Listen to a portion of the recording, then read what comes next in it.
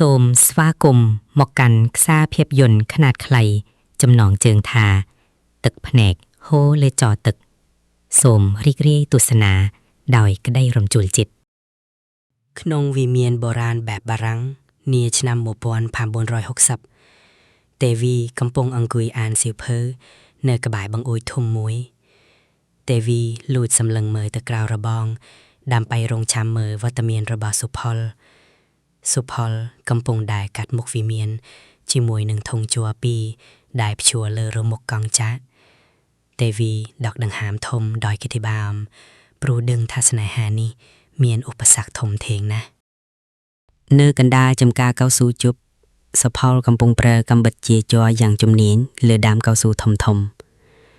សុផលជូតញើសនៃហូរស្រក់លើផ្ទៃមុខដោយសារកម្ដៅថ្ងៃនេះពេលព្រឹកពូឆាយដើរមកជិតសុផលហើយហុចសម្បុតមួយច្បាប់ដែលទេវីផ្ញើមកឲ្យសុផ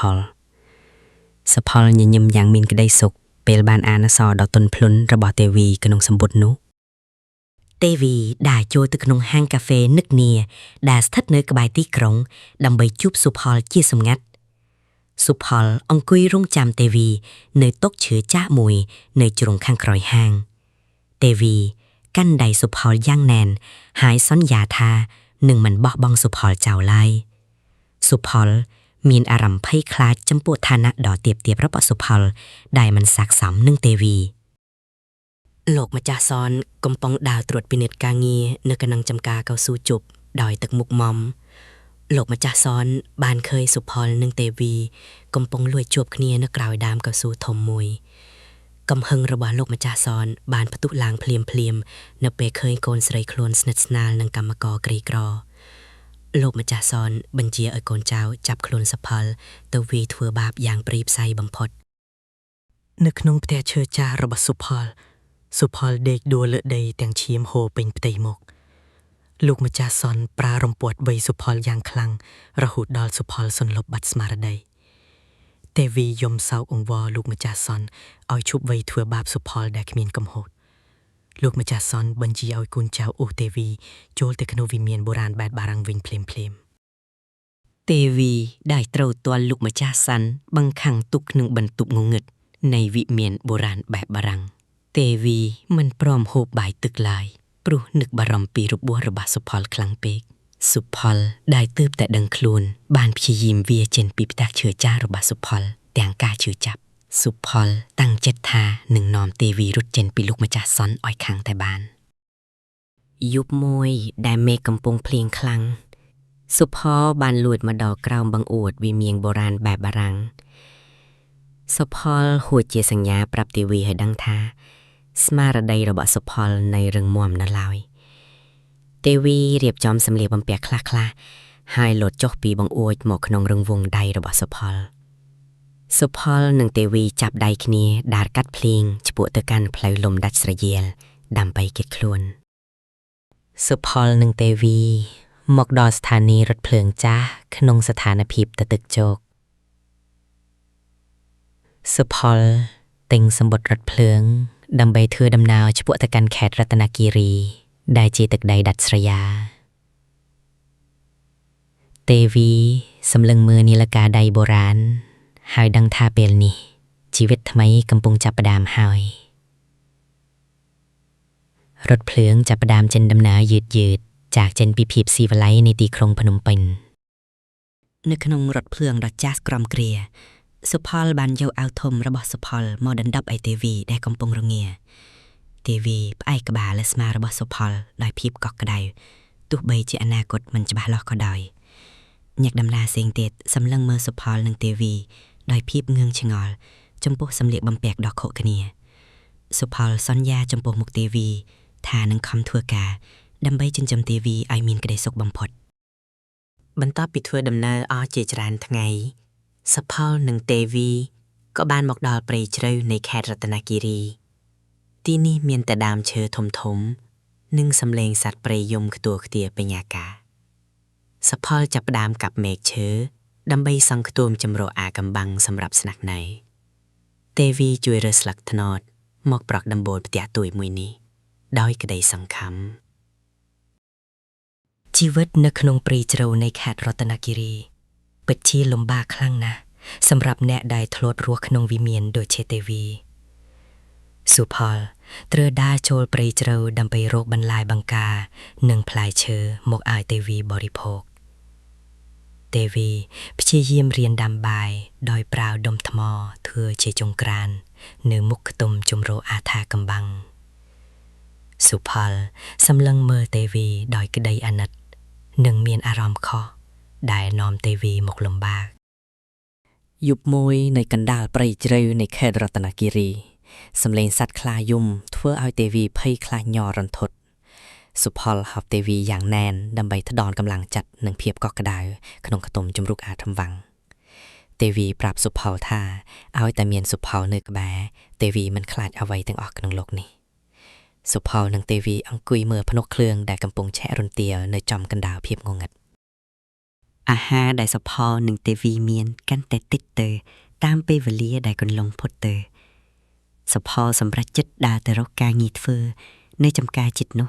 តាមរយៈផ្លូវលំដាច់ស្រយាទេវីត្រូវនៅចាំផ្ទះតែម្នាក់ឯងទាំងក្តីបារម្ភខ្លាចសុផលមានគ្រោះថ្នាក់ក្នុងព្រៃសុផលត្រឡប់មកវិញជាមួយអង្ករមួយថង់តូចដែលដូរបានមកពីកម្លាំងពលកម្មរបស់សុផលមួស្ដែកនៅក្នុងព្រៃជ្រៅនៃខេត្តរតនគិរីចាប់ផ្ដើមយាយីជីវិតរបស់សុផលនិងទេវីរៀងរាល់យប់ទេវីចាប់ផ្ដើមមានអាការៈក្តៅខ្លួនខ្លាំងនិងញ័រទទែកព្រោះតែជំងឺគ្រុនចាញ់សុផលភ័យស្លន់ស្លោហើយស្ទុះទៅរកទឹកត្រជាក់មកជូតខ្លួនឲ្យទេវីក្នុងខ្ទមជំរកអាតកំបាំងសុផលយំអង្វរទេវីឲ្យរឹងមាំឡើងដើម្បីតស៊ូជាមួយគ្នាបន្តទៀតស្ថានភាពជំងឺរបស់ទេវីកាន់តែធ្ងន់ធ្ងរទៅធ្ងររហូតដល់ទេវីមិនអាចងើបដើរបានឡើយ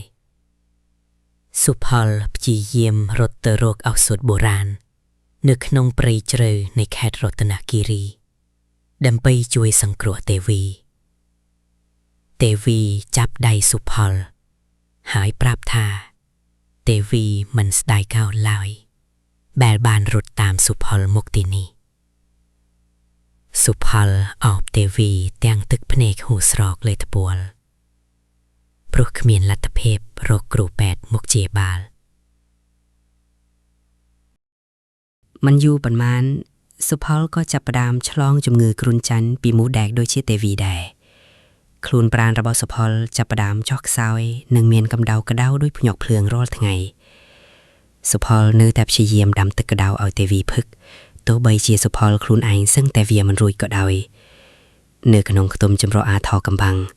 ភាពស្ងប់ស្ងាត់និងសេចក្តីស្លាប់កំពុងតែខិតជិតចូលមកដល់ទេវីសម្លឹងមើលសុផលដែលកំពុងដេកញ័រទទែកនៅក្បែរខ្លួននោះទេវីដោយក្តីអាណិតជាពន់ពេកទេវីយកកន្សែងចុងក្រោយមកជូតទឹកភ្នែកឲ្យសុផលទាំងកម្លាំងចុងក្រោយរបស់ទេវីសុផលព្យាយាមញញឹមដាក់ទេវីដើម្បីឲ្យទេវីមានអារម្មណ៍ធូរស្រាលក្នុងចិត្តខ្លះទឹកភ្នែករបស់សុផលនិងទេវីបានហូរមកប្រសពគ្នាលើកម្រាលស្លឹកឈើក្នុងខ្ទមចម្រុកអាថាកំបាំងនៅឯវិមានបុរាណបែបបារាំងលោកម្ចាស់សនចាប់ផ្ដើមមានវិបត្តិសារី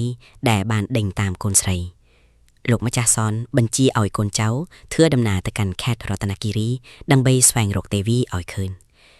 ប៉ុន្តែការស្វែងរករបស់លោកម្ចាស់សនហាក់ដូចជាយឺតពេលទៅហើយសម្រាប់ស្នេហាដ៏អភ័ព្វនេះលោកម្ចាស់សនសម្លឹងមើលរូបថតរបស់ទេវីទាំងក្តីសោកស្ដាយដែលមិនអាចត្រឡប់ថយក្រោយបានខ្យល់ត្រជាក់នៃព្រៃជ្រៅនៃខេត្តរតនគិរី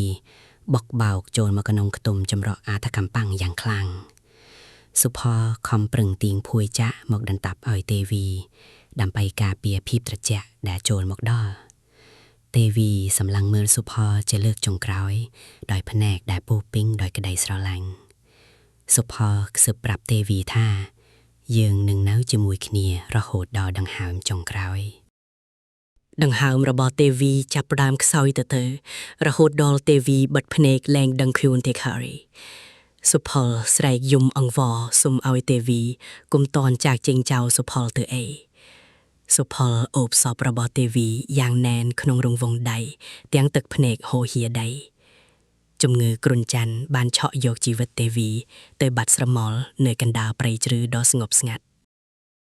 សុផលមានអារម្មណ៍ថាពិភពលោកទាំងមូលបានរលាយបាត់អស់នៅចំពោះមុខសុផលហើយសុផល แรงเมียนกำลังนึงต่อสู้จมวยจมงือกรุนจันได้กำปองศีรษะเฉียมสุพลเตียดหาย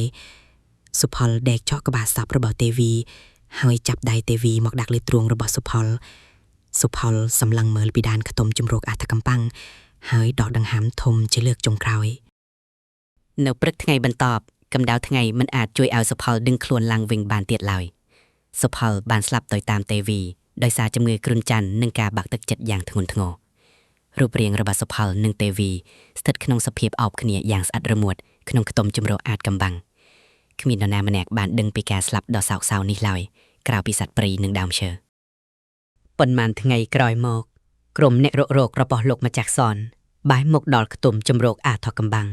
โปเกมีนการต่อสลดจิคลังโนเปเคยซอบระบาดสุพลนึงเตวีเด็กสลับจิมวยขณี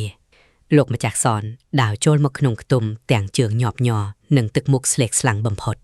โลกมาจากซอนลดจุงกุงโจยมเนื้อจุมปูมุกสอบโกนใส่แต่มวยกดระบาดโลกมาจากซอน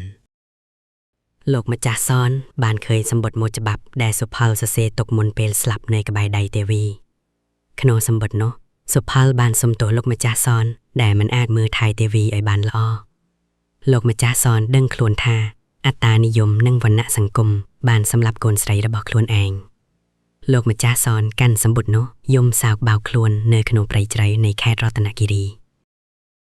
สากศพระบอบสุพลหนึ่งเทวีเตรียบานกินน้อมยกตลอดหมกวิ่งตามเพลลุมดัชสรยาลโลกมาจ้าซอนบัญชีไอเกเรียบจอมพิธีบนซอบอย่างทุ่มดอมนึกลองวิเมียนโบราณใบบารังหยักสรุกหยักภูมิหนึ่งปูชายบานมกโจรมพิธีบนซอบเตียงกระไดกกดวลบนพดสเนหาระบอสุพลหนึ่งเตวีบานคลายชื่อเรื่องราวเด็กนิจีต่อกันนี้นึกนงจำกาเกาสู่จบโลกมาจาซอนบานสำรัจจัดสร้างซองเจไตมวยเนื้อกันดาลจำกาเกาสู่จบสำหรับสุพลหนึ่งเตวีโลกมาจาซอนบานและบองตรอบสมบัติมวยจำนวนดำไปช่วยดอลกรรมกรไกรกรอด้วยจีสุพลกาบัดบองเตวีบานพลับโดจัดกุมนัดดอกโคไคอบาโลกมาจ่ายซอนเอาเมียนเมตาโทปอนแต่เพียบเมียนสดกสดมอย่างนี้มันอาจโยกชีวิตเตวีหนึ่งสุพลตรลับหมกเวงบานเตปูชายตายไตหมอกดักกาในกบายเจตีระบอบสุพลหนึ่งเตวีจีเรียงเราเอาทั้งไงใส่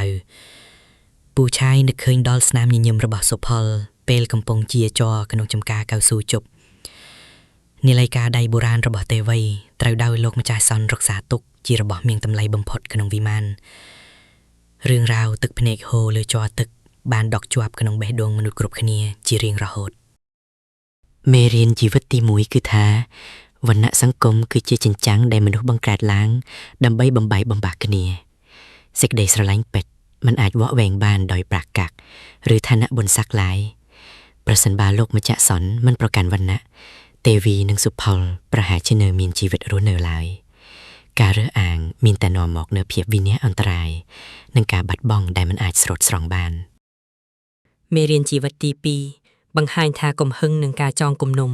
หนึ่งบันซอลตุกแต่วิปดิสาไรเป็นมวยจีวัตลูกมาจาซอนตัวบ้านเมเรียนดอจัวจอดบำพดตามระยะกาบัดบังมนุษย์ได้คลูนสระลังบำพดมนุษย์กรุบรูปกลัวแต่เรียนบากจัดออยตัวเลียหนึ่งเปล่าตำไลดอมนุษย์กรุบรูปดอยสมาเพียบกันเนียเซ็กไดสระลังคือชีอำนาจดออสจาบำพดได้ไอฉลองกัดกรุบอุปสรรคตัวไปจีตรสลับก็ได้มีเรียนจีวตีใบหนึ่งจุ่มกรอยกุธา